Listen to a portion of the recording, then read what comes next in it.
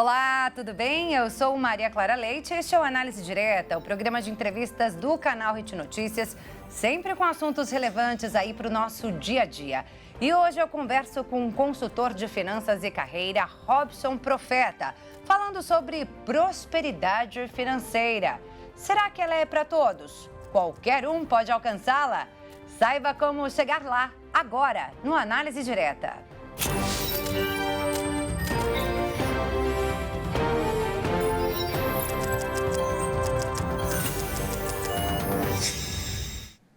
Seja muito bem-vindo ao programa Análise Direta, transmitido para todo o Brasil pelo canal Hit Notícias e mais 191 países pelo canal 1 Europa.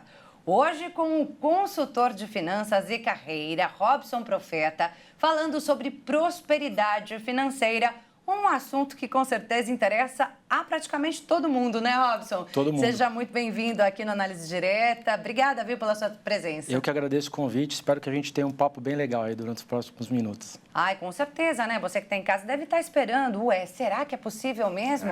Todo mundo pode chegar lá? Pode. Bem, para entender como é que ele desvendou os segredos da riqueza, né? Você desvendou os segredos da riqueza. A gente tem aqui um livro do Robson que foi publicado em 2016, é isso, né? 2016, isso. Esse livro aqui foi publicado, Teoria da Riqueza. Aqui ele desvenda para a gente, então, os segredos da riqueza. Como é que você descobriu esse segredo, Robson? Se apresenta para a gente antes de qualquer coisa. Legal. Meu nome é Robson Profeta. O sobrenome parece que é alguma coisa mística, mas não é sobrenome mesmo. Eu trabalho no mundo financeiro, negócios, há mais ou menos 32, 33 anos. Já faz um certo tempo. Então, eu tenho todas as formações nessa área. E eu sempre trabalhei no mundo corporativo. E em torno de 35 anos, 38 anos, eu resolvi começar a trabalhar com uma coisa que eu sempre gostei muito, que foi orientação de carreira e orientação financeira, porque eu vivia aquilo no dia a dia. Trabalhando no mundo corporativo, você conseguia ver as pessoas que não trabalhavam com o que gostavam, e inclusive eu era uma dessas pessoas. Então, eu gostava muito de ajudar as pessoas do ponto de vista vocacional e financeiro e gostava muito menos do que eu fazia. E aquilo meio que foi uma gasolina para mim, para eu poder sobreviver no dia a dia e transformar essa segunda carreira na minha primeira carreira. Então, foi um ponto de virada na minha vida e eu resolvi, em determinado momento, fazer um trabalho bacana para poder atender meus clientes de uma maneira correta, que era fazer uma pesquisa de mercado, entender como as pessoas se comportavam em relação ao dinheiro, qual era a questão comportamental, não financeira, porque todo mundo sabe que se você ganha 3 e gastar 4, a conta vai ficar negativa. Então, isso é uma coisa que para mim incomodava muito. Orientadores financeiros explicando como fazer uma planilha. Claro que isso é importante, mas não é o mais importante. Isso vai lá no final. Muito antes disso, você precisa entender em que posição, em que lugar que a pessoa está. E a primeira coisa que eu descobri, eu fiz uma pesquisa de campo, uma pesquisa séria de campo, entrevistei pessoas na rua, entrevistei pessoas na internet, mandando formulário de perguntas e respostas. E uma das coisas mais legais que eu percebi, assim, e é a principal, é que as pessoas não têm conhecimento do que é riqueza. Elas não conseguem entender o que é riqueza. Algumas falam, 1 milhão, outras falam 5 milhões, outras falam ganhar na Mega Sena, outras falam 1 milhão, mas de dólar. Então, as pessoas elas não conseguem entender qual é a meta financeira dela. E eu explico por quê. Porque quando você tem R$1 milhão, ok, o que você vai fazer com esse R$1 milhão? A pergunta, na verdade, é outra. E olha que interessante isso. Imagina uma pessoa que tenha 20 anos de idade. E ela fala para mim, Robson, eu quero me aposentar aos 50 anos de idade, por exemplo. Tá, então vamos pensar assim. O quanto você precisaria de aposentadoria privada, um dinheiro seu, não do governo, para você viver bem? Esquece família, filho, porque lá quando você tiver 50 anos, a minha idade, 52, os filhos já vão ter crescido, já vão estar vivendo a vida deles. No momento que você voltar a ser independente, tiver a sua vida, quanto que você precisa para viver? Essa é uma pergunta que a maioria das pessoas não faz. Então, assim, eu preciso pagar condomínio, preciso pagar financiamento do carro, preciso pagar supermercado, plano de saúde, sei lá, vou dar um exemplo fictício aqui. Preciso de R$5 mil. R$5 mil vai ser o meu custo de vida com o dinheiro de hoje, quando eu tiver 50 anos. Legal. Então, se você precisa ganhar R$5 mil, Essa é a primeira pergunta que você tem que fazer para você. Quanto eu preciso ganhar quando eu quiser me aposentar? Então, vamos lá. 20 anos, quero me aposentar com 50 e quero ganhar R$5.000 por mês. Tá bom. Se você pegar, por exemplo, uma aplicação financeira hoje, ela gira em torno de 0,9%, 1% ao mês. Só que dentro desse 1%, você tem a inflação, que corrói parte desse dinheiro, e você tem o imposto de renda sobre o ganho. Então, vamos dividir pela metade, 0,5%, que parece pouco, mas vamos pensar... A longo prazo, né, vira muito. Exato, é outra história. Então, se a gente pegar 0,5%, tem uma conta que chama... As financeiras fazem isso com muita facilidade, e as pessoas não têm acesso a esse tipo de informação, é perpetuar o número. O que é perpetuar o número? Pega os R$5.000, que é o seu custo de vida lá na frente, que você quer ter, como renda, para não precisar mais trabalhar, divide por 0,005, que é a mesma coisa que 0,5%. Esse número, magicamente, vai chegar em R$1 milhão. É um exemplo. Então, se você pegar R$1 milhão e aplicar 0,5%, te dá 5 mil. Você saca os 5 mil, consome para a sua vida, seu custo de vida, e aí volta a ter R$1 milhão no mês seguinte. Vai render 0,5%, você saca os 5 mil e aí você vive perpetuamente. Isso é um cálculo que chama cálculo de perpetuidade. Ah, Robson, mas tem a inflação, tem o imposto de renda. A gente já tirou da conta, porque o seu dinheiro está rendendo 1%, não é 0,5%.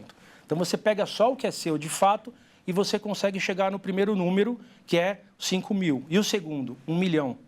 Com esses dois números, veja bem, com esses dois números, você tem a coisa mais importante na sua vida do ponto de vista financeiro. Não estou falando de planilha, isso aí é depois, que é com quanto você vai se aposentar e por quê. Ah, eu preciso de 5 mil porque eu preciso pagar isso. E quanto eu preciso juntar? R$1 milhão. Nessa hora, Maria, muita gente perde o interesse em continuar. Ah, não, R$1 milhão é muito dinheiro. Mas espera aí, R$1 milhão é muito dinheiro? Você tem 20 anos, ou 30 anos, ou 40 anos? Você já fez uma projeção do seu caixa até a data que você vai se aposentar? Para você ver como é fácil juntar esse dinheiro? Aí está a parte mais bacana da brincadeira, porque as pessoas, elas não fazem, afirmo, elas não fazem esse exercício. Elas não pegam esse dinheiro e colocam numa planilha para olhar a longo prazo. E eu te dou diversos exemplos. Exemplo de um menino que ele tinha, acho que 24 anos, ele tinha 3 planos. Ele queria trocar de carro, ele queria comprar um telefone celular novo, um smartphone novo e queria viajar para o exterior. Com esses 3 itens, eu falei para ele, vamos fazer o seguinte, eu vou te montar um plano de 3 anos de caixa, não é de 20, de 3 anos só. E a gente vê quanto você fica daqui a 3 anos. Ele comprando essas 3 coisas, financiando o carro em 3 anos, comprando o telefone celular e também gastando com viagem, ele chegaria no final do ano com alguma coisa em torno de R$2.500, R$3.000. E isso porque ele já estava contando com o 13º na conta, senão a conta ia estourar. Sem fazer isso, ele chegava com um valor de mais ou menos R$65.000. R$65.000 em 3 anos. Aí você fala, como isso é possível? Porque como você não olha o seu plano de longo prazo, você não consegue saber o que você está sabotando. Então, sobrou R$1.000, você vai lá e compra roupa. Sobrou R$5.000, vou viajar para o exterior. E eu não estou pregando aqui que você não deva viajar, que você não deva comprar roupa, que você não deva curtir a vida. Mas é que sem a gente olhar o planejamento de fato, a gente sabota o nosso próprio plano. Então, uma pessoa que sabe, nesse exemplo que eu estou te dando, que ela precisa de R$5.000 para viver, que ela, por exemplo, quer se aposentar com 50 anos, que ela, por exemplo, tem 20 anos, ela sabe que durante 30 anos ela precisa fazer um planejamento de guardar dinheiro para que chegue lá na frente com esse R$1 milhão. E R$1 milhão que eu falo é o valor presente, né? O valor de hoje. Isso é o mínimo para você começar. E aí tem diversos outros temas importantes durante esses 30, 20 ou 10 anos. Gente, de tudo que você falou até agora, Profeta, o que eu entendi é que é possível. Sempre, sem dúvida. Mas não é fácil fazer esse monte de conta. Não é. Né? Você já trouxe aí um monte de números, né? A gente que é jornalista, eu estou aqui com um colega assessor, né, de imprensa que veio acompanhando o Profeta, né? A gente tem um pouquinho de dificuldade. Quem não trabalha com conta, né? Exatamente, né? Tem aqueles jornalistas que trabalham com economia, que tem muita facilidade. mas nem todos são assim. Então, você trouxe um monte de números aí pra gente, então já ficou difícil. Legal. Já complicou. Legal. Já fiquei com a cabeça um pouco confusa. Eu vou pedir para você trazer mais informações Claro. ao longo do nosso programa, Claro. né?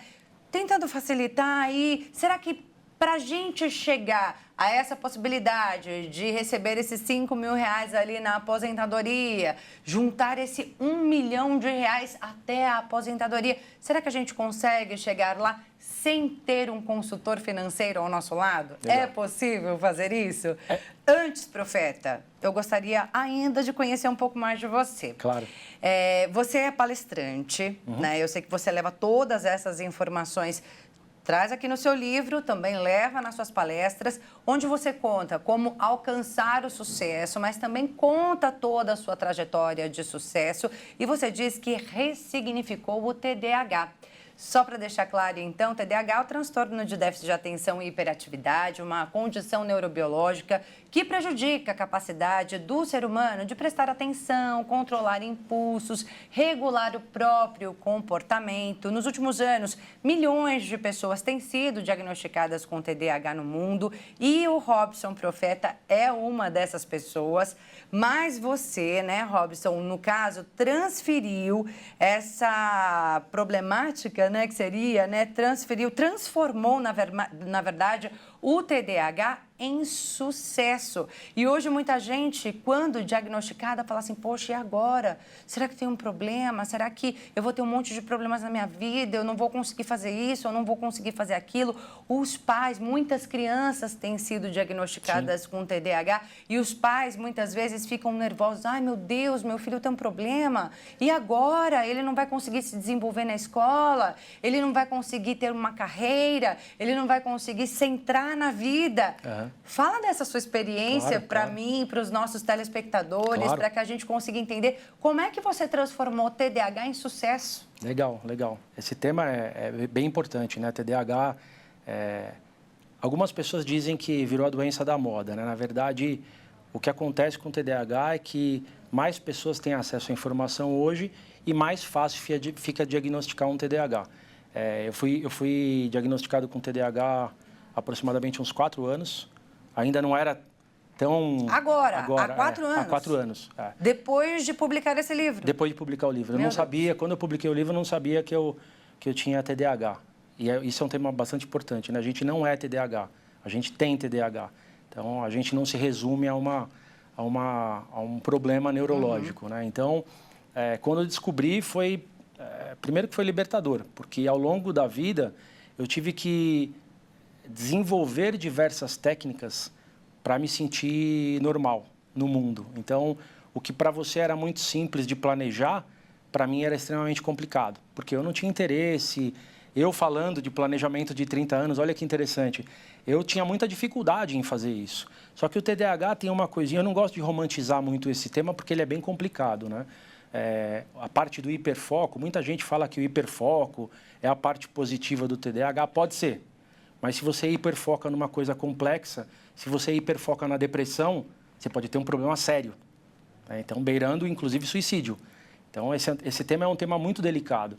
Mas, para mim, foi interessante porque eu resolvi hiperfocar em coisas de planejamentos a longo prazo. Então, eu aprendi técnicas para não esquecer minhas reuniões e eu comecei a anotar as coisas com muito mais frequência que as pessoas sem TDAH não fazem.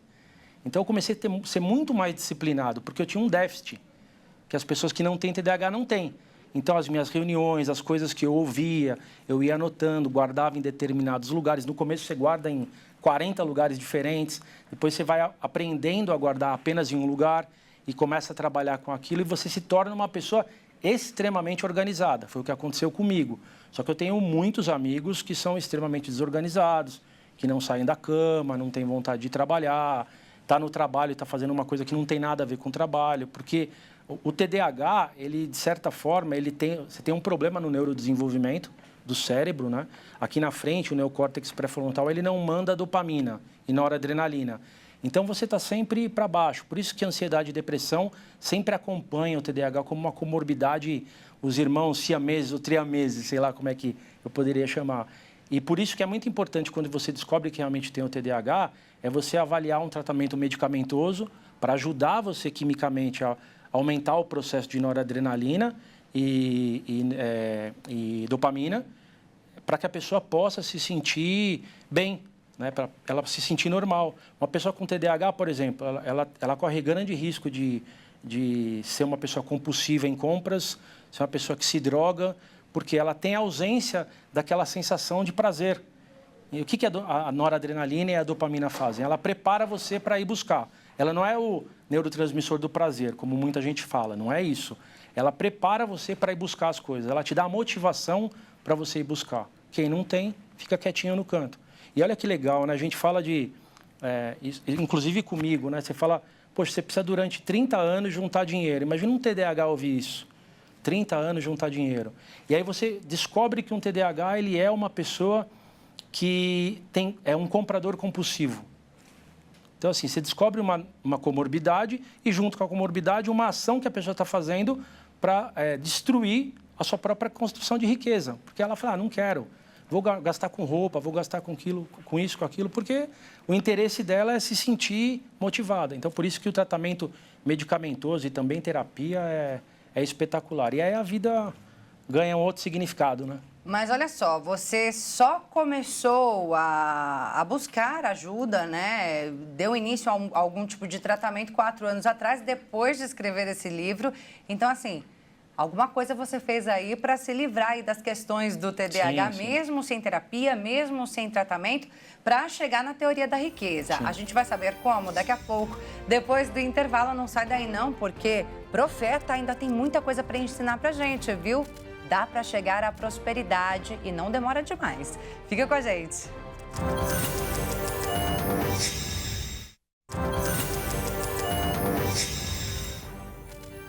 Já estamos de volta com o programa Análise Direta. Hoje falando sobre como alcançar a prosperidade financeira. Todo mundo pode. Isso é o que diz o nosso entrevistado de hoje, Robson Profeta, que é consultor de finanças e também de carreiras. Falava no bloco anterior sobre uma condição que ele descobriu há pouco tempo, né? Sim. O TDAH, o transtorno de déficit de atenção e hiperatividade, que tem como característica a compulsão, muitas vezes por compras. Como é que você conseguiu não cair nessa armadilha e descobrir o segredo da prosperidade, Profeta? Legal. Na verdade, essa parte também é engraçada, né? Porque eu caí na tentação das compras, né? Eu sempre fui um comprador compulsivo. Então, na minha casa, você entrava, você via coleção de tudo. Eu tinha coleção de sapato, de relógio, de perfume, de roupa. E eu não sabia o que era. Mas eu tinha... Como eu tinha conseguido entender essa questão de você se planejar a longo prazo, eu sabia que eu tinha que ganhar um valor, eu tinha que gastar determinado valor e sobrar determinado valor, porque aquele valor que sobrava era o que ia compor o meu valor de longo prazo. Então, eu sempre me limitava a olhar o valor que eu gastava e não gastar mais do que aquilo. E dentro do valor que eu gastava, tinha as bobeiras, as coleções. Então, ali eu fazia as minhas bobagens. Eu chamava em casa, eu chamo de feliz dia do nada.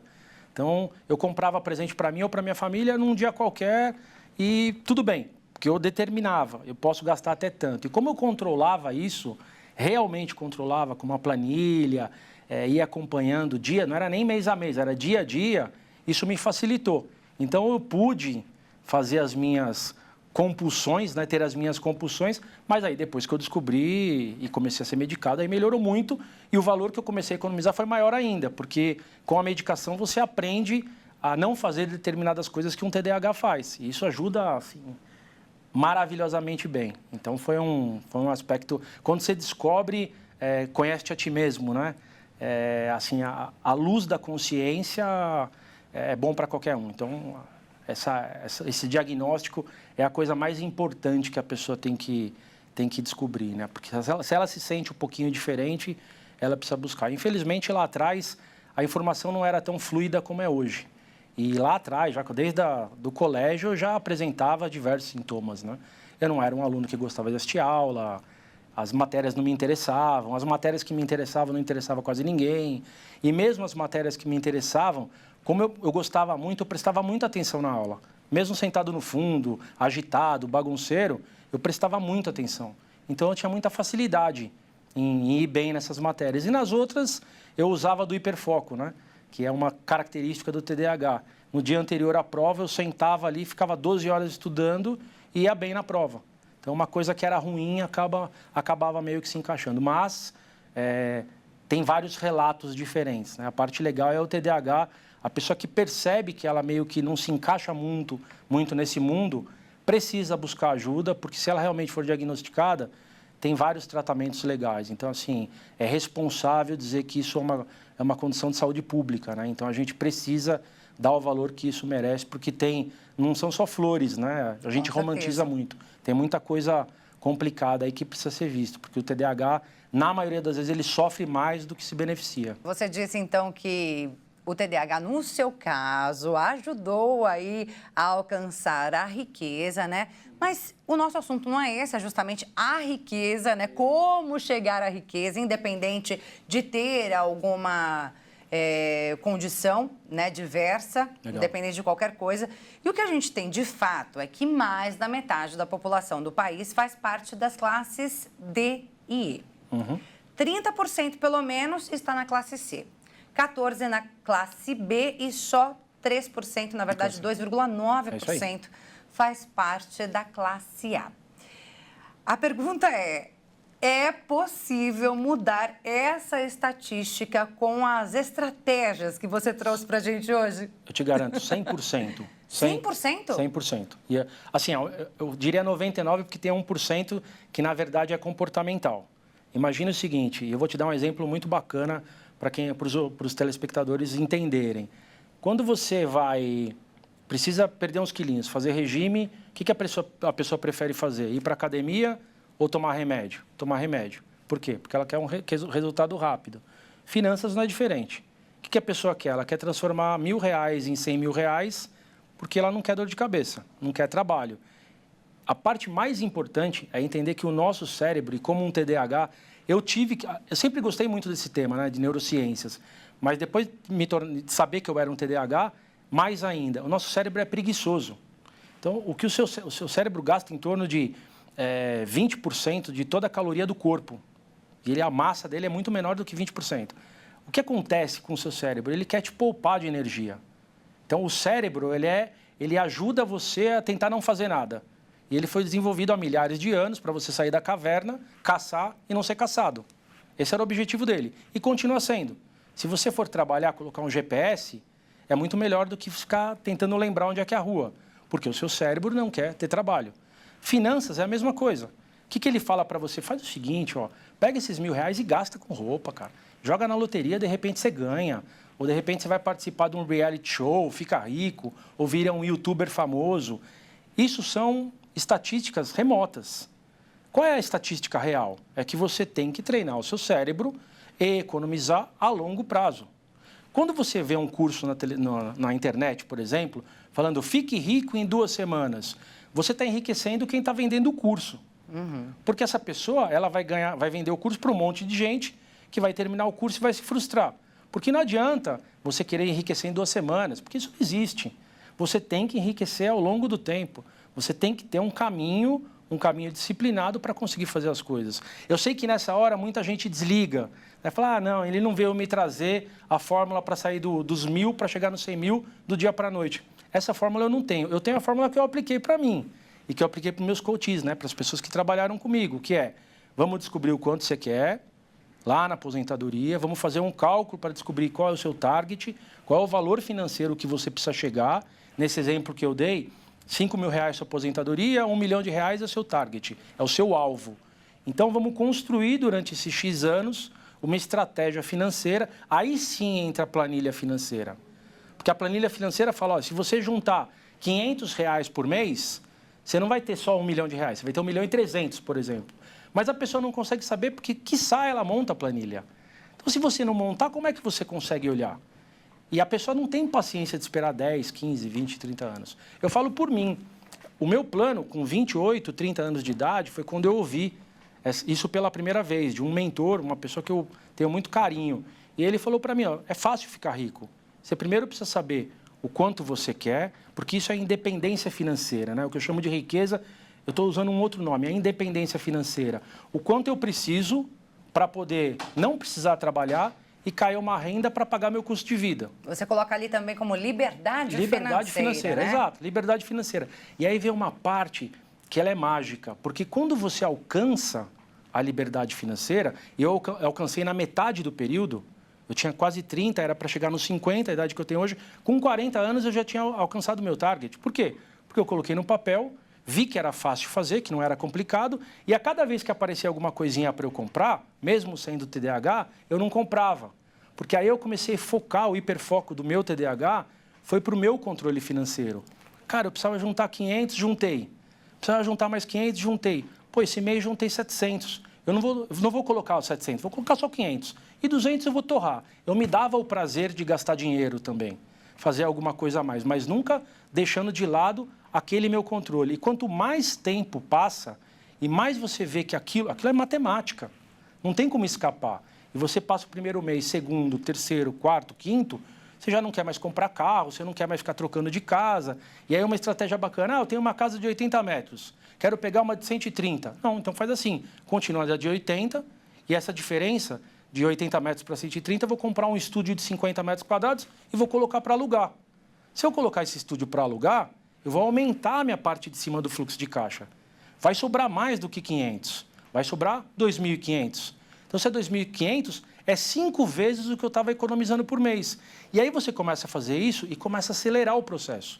Acelerar, acelerar, acelerar, e acontece o que aconteceu comigo. Eu vou falar, foram 10 anos de 20 fazendo algumas bobagens, assim, gastando dinheiro que não precisava. Mas também a gente precisa viver a vida, né? Exatamente, né, poxa? Não dá para ficar escravo do dinheiro. Não vai comprar nada mais, não vai viajar nunca mais. É isso. Vai esperar 20 anos. Mas a parte só boa, na aposentadoria vai poder fazer alguma coisa. É isso. E a parte boa é que quando você vai juntando dinheiro, aí sim você fala, agora deixa eu ver qual é a diferença de papéis financeiros. Aí você começa a se preocupar com a diferença de CDB, Tesouro Direto, Bolsa de Valores, porque essa diferença hoje não vai salvar sua vida e não vai te deixar rico.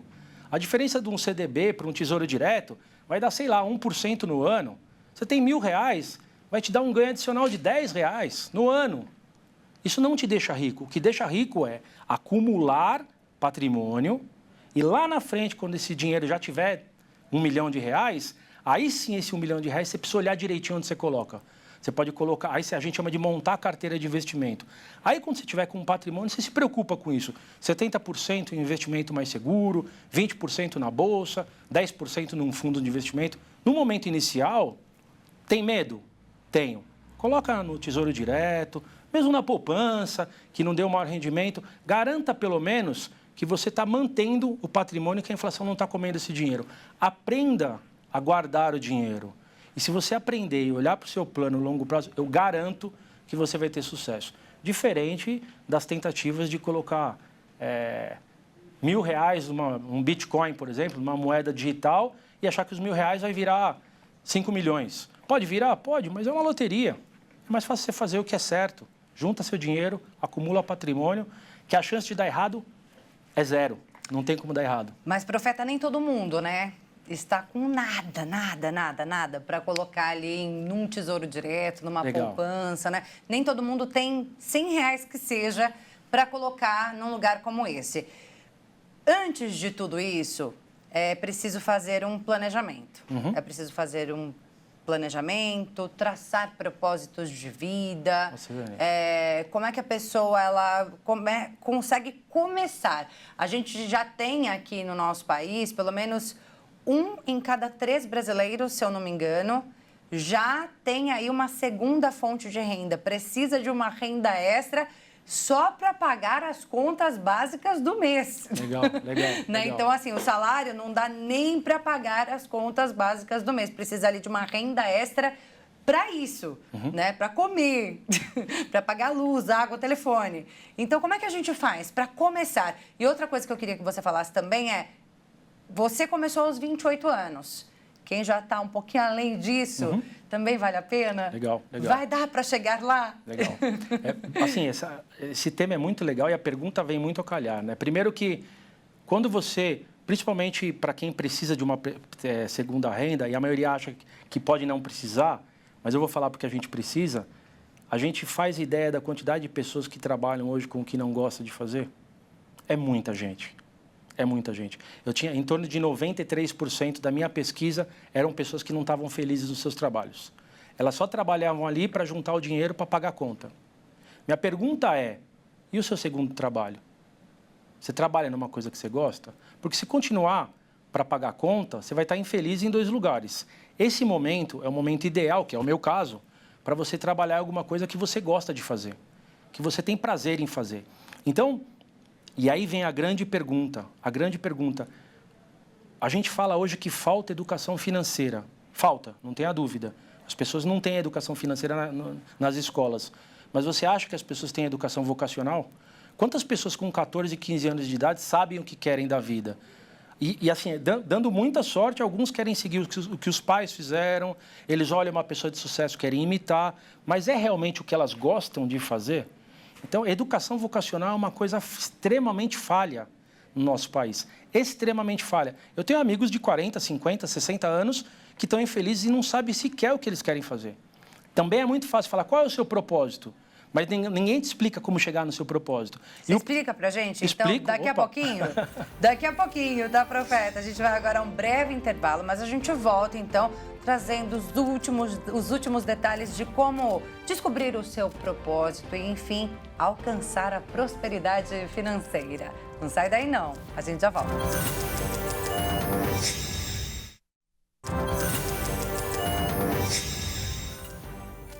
Já estamos de volta com o programa Análise Direta, hoje com o consultor de finanças e carreira, Robson Profeta, falando sobre como alcançar a prosperidade.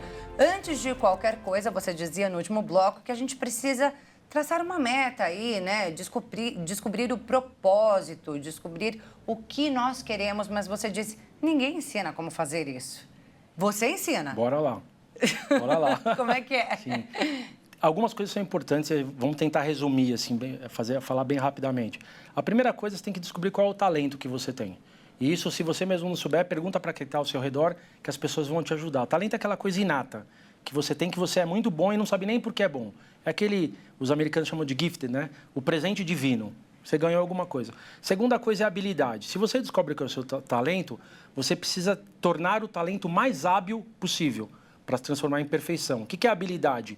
É você fazer curso, treinamento, ficar focado em aprimorar esse talento. Aí você se torna uma pessoa espetacular naquilo. Tem uma teoria chamada inteligências múltiplas de Gardner. É um psicólogo que ele fala que o ser humano tem 8 tipos de inteligência. Intrapessoal, interpessoal, espacial, biológica. E existem testes na própria internet que, se você der uma googada, pesquisar, você vai encontrar que tipo de inteligência você tem. Então, quando você junta tudo isso e junta com a parte mais importante, que é descobrir a sua hierarquia de valores, quais são os valores que são mais importantes para você como ser humano, segurança financeira, poder, família, fé, entretenimento. Quando você coloca tudo isso nessa pirâmide e vê o que é mais importante, você certamente vai conseguir descobrir qual é a melhor profissão que você vai escolher para a sua vida. Você consegue fazer essa determinação. Uma pessoa que, por exemplo, ela tem muita preocupação com a segurança financeira, existe um risco muito grande dela se tornar uma empreendedora. Porque se chegar no final do mês não vai ter o salário que ela sempre espera. Então, se for sofrer, se for corromper muito a pessoa, ela tem que olhar para tudo, mas não esquecer a hierarquia de valores. Talentos, habilidades, inteligências múltiplas e a sua hierarquia de valores. Se você colocar isso, ponderar dentro de um papelzinho de sulfite, você consegue falar, poxa, eu sou bom em tal profissão. E aí que entra o que você falou. Se você já estiver trabalhando, já estiver numa empresa, você não precisa largar tudo para fazer isso. Pega essa segunda empresa, esse segundo emprego, que teoricamente é o propósito que você está descobrindo, trabalha depois do horário, porque é uma coisa que vai te dar gasolina.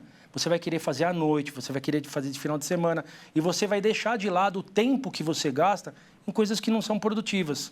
Às vezes rede social é legal, mas às vezes é bom dar uma distanciada e fazer alguma coisa que é produtiva e que vai aumentar o seu ganho para melhorar o seu resultado final, para antecipar a sua economia de longo prazo. Para que em algum momento essa segunda carreira venha se tornar a primeira. Exato. Também, como aconteceu com você, com muito mais prazer, né? É isso. Agora, me chamou a atenção quando você falou sobre a hierarquia de valores. Eu acho que essa hierarquia, ela pode mudar ao longo da vida.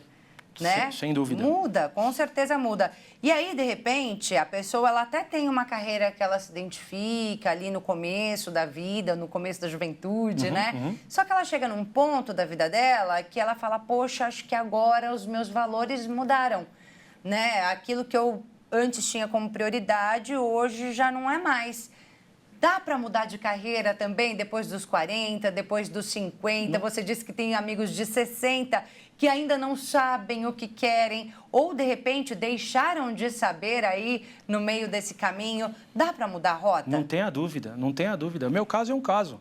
Assim, as pessoas ao meu redor falavam, como é que você pode ir abandonando a carreira seletista e trazendo para a sua vida uma vida de consultor? Eu falei, cara, isso me dá muito mais prazer. Eu trabalho com muito mais vontade, trabalho 10, 12, 14 horas e não vejo a hora passar. Porque dá muito mais prazer fazer isso do que fazer o que eu fazia. Eu não me sentia produtivo, aquele lugar só entregava para mim uma coisa que é dinheiro, que é o salário. E salário, o dinheiro, ele é o prêmio pelo que você faz. Você não pode fazer as coisas com o objetivo em ganhar dinheiro. O dinheiro é só um prêmio por um trabalho bem feito. E como você vai fazer uma coisa bem feita que não é uma coisa que você gosta? Ah, mas como é que eu vou transitar? Se não dá para transitar virando uma chave e ligando a outra, porque a gente tem conta para pagar. Como fazer? Transição de carreira responsável é fazendo isso. Indo por uma segunda faculdade, iniciando um processo de entender como é que funciona a carreira dos seus sonhos, começar a ajudar pro bono, ajudar as pessoas sem cobrar no começo. Você vai sacrificar a novela, o programa de televisão, o filminho, você vai sacrificar isso, mas é por uma causa muito mais legal. E aí vai valer a pena e você com certeza vai transitar de carreira. É sempre um processo de médio e longo prazo. E se a gente quiser a coisa muito rapidamente, a gente sempre acaba falando não. E eu vou falar, com sorte, os 50, 60, 70 chega. Olha só, e aí você disse, né, Profeta, aliás, eu vi no seu release, né, no release que chegou até a gente, que para a gente chegar nesse grande objetivo, a gente tem que traçar os pequenos. Sem dúvida. Né? São micrometas. Sem dúvida. Como é que se faz isso? Muito legal. Assim, quando a gente fala de juntar R$1 milhão, a primeira coisa que a pessoa fala, deixa para lá, é muita coisa.